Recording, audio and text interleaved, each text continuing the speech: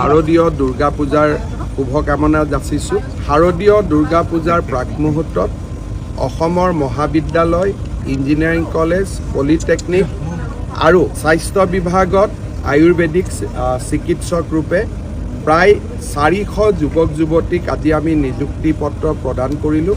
এই ধাৰাবাহিক নিযুক্তি প্ৰদান কৰাৰ পৰিপ্ৰেক্ষিতত বৰ্তমান আমাৰ চৰকাৰৰ দিনত নিযুক্তিপ্ৰাপ্ত যুৱক যুৱতীৰ সংখ্যা 1,25,000 অতিক্ৰম কৰিলে। ৰাজ্যত প্ৰায় 40,000 নিযুক্তিৰ প্ৰক্ৰিয়া বৰ্তমান পৰিচালনা হৈ আছে। আৰক্ষী বিভাগ, এডিআৰই, শিক্ষা বিভাগ আৰু আন বহুতো বিভাগত চলি থকা আটাইবোৰ নিযুক্তি আমি চেষ্টা কৰিম যাতে 10 মে'ৰ আগতে সম্পূৰ্ণ কৰিব পাৰি। ইয়াৰ ফলত নিযুক্তিপ্ৰাপ্ত যুৱক যুৱতীৰ সংখ্যা 1.5 লাখ সংখ্যা ক্ৰছ কৰি প্ৰায় 1,60,000 হ'বগৈ। তাৰ পিছতো আমি চেষ্টা কৰিম যাতে আমাৰ কাৰ্যকালৰ পঞ্চমটো বৰ্ষত আৰু 10-15 হাজাৰ নিযুক্তি আমি দিব পাৰোঁ। অৰ্থাৎ 1 লাখৰ প্ৰতিশ্ৰুতিৰ পৰিৱৰ্তে প্ৰায় 1,60,000-70,000 যুৱক যুৱতীয়ে চৰকাৰী নিযুক্তি লাভ কৰিব। স্বাধীনতাৰ পিছত কোনো চৰকাৰে কেতিয়াও ইমান যুৱক যুৱতীক নিযুক্তি পত্ৰ দিব পৰা নাছিল।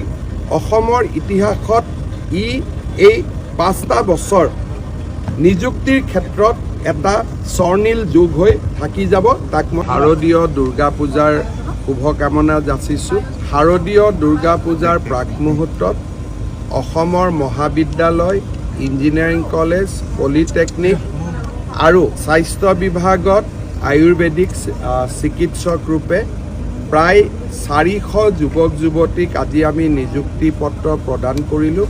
এই ধাৰাবাহিক নিযুক্তি প্ৰদান কৰাৰ পৰিপ্ৰেক্ষিতত বৰ্তমান আমাৰ চৰকাৰৰ দিনত নিযুক্তিপ্ৰাপ্ত যুৱক যুৱতীৰ সংখ্যা 1,25,000 অতিক্ৰম কৰিলে। ৰাজ্যত প্ৰায় 40,000 নিযুক্তিৰ প্ৰক্ৰিয়া বৰ্তমান পৰিচালনা হৈ আছে। আৰক্ষী বিভাগ, এডিআৰই, শিক্ষা বিভাগ আৰু আন বহুতো বিভাগত চলি থকা আটাইবোৰ নিযুক্তি আমি চেষ্টা কৰিম যাতে 10 মে'ৰ আগতে সম্পূৰ্ণ কৰিব পাৰি। ইয়াৰ ফলত নিযুক্তিপ্ৰাপ্ত যুৱক যুৱতীৰ সংখ্যা 1.5 লাখ সংখ্যা ক্ৰছ কৰি প্ৰায় 1,60,000 হ'বগৈ।